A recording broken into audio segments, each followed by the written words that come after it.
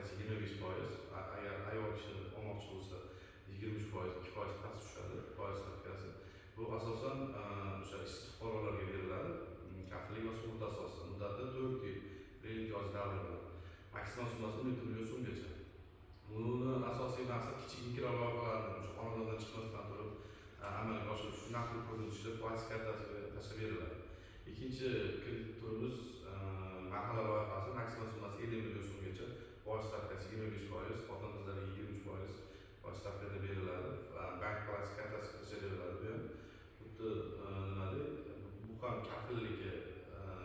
kafillik va sug'urta asosida beriladi.